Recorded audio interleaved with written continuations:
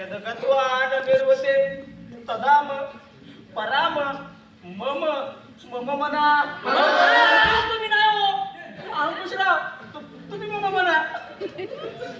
छोटू बच्ची मला एवढं सांगायचं आहे की आमची आठवण ठेवा.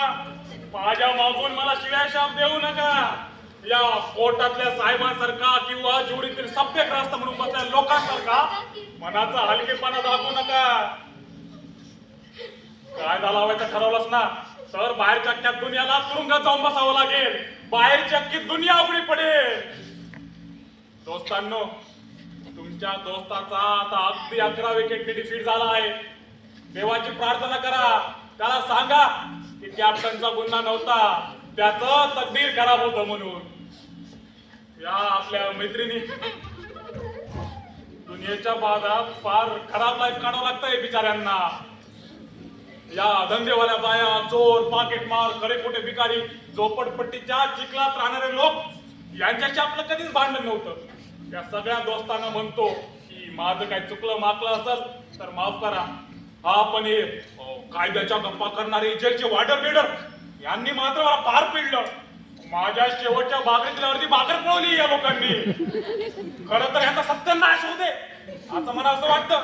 पण जाऊ द्या, आता शेवटच्या क्षणी त्यांना पण म्हणतो की माझं काही चुकलं मागलं असेल तर माफ करा. हे चला टाइम अप. चला लालन आणि मालन अखेरच्या क्षणी तरी राहावं आपल्या नवऱ्याच्या बाजूला. जागत हो, तू सीता आणि तू सावित्री. झालं गेलं सगळं विसरून जा बायांनो. प्रेक्षक हो, आता खेळ खल्लास होत आलेला आहे. आता थोड्याच वेळात आपल्या कॅप्टन अंकुश फासावर लटकणार. आता आपल्यापैकी काही जण म्हणतील करावे तसे भरावे, कॅप्टन अंकुश हा फासावर लटकलाच पाहिजे. पण अहो या नाटकाचे सूत्रधार आम्ही.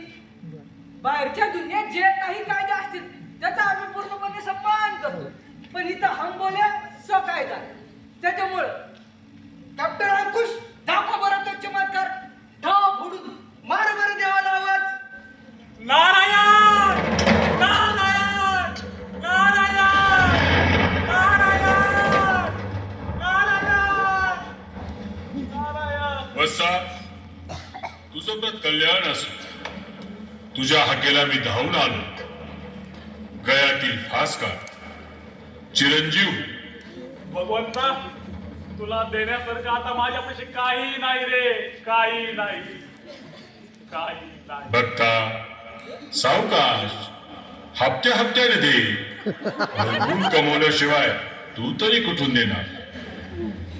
बोला अंकुश दादा. आधी मला अंतर्धान तर पाहू दे. अरे पुन्हा विजा चमकवा.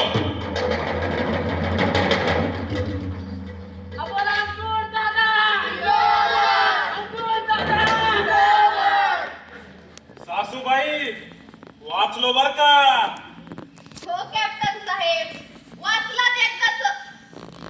माझं नेहमी म्हणणं असतं जे होतं ते बऱ्यासाठीच होतं. अहो देवानं प्रत्यक्ष अवतार घ्यावा असं सगळ्यांनाच वाटतं. पण देवानं प्रत्यक्ष अवतार घ्यावा यासाठी जगात पाप पण वाढली पाहिजे ना. जर जगात पापच नसतील देव तरी कसा अवतार घेईल. अहो मंडळी, पाप करा इतकी घाई नको.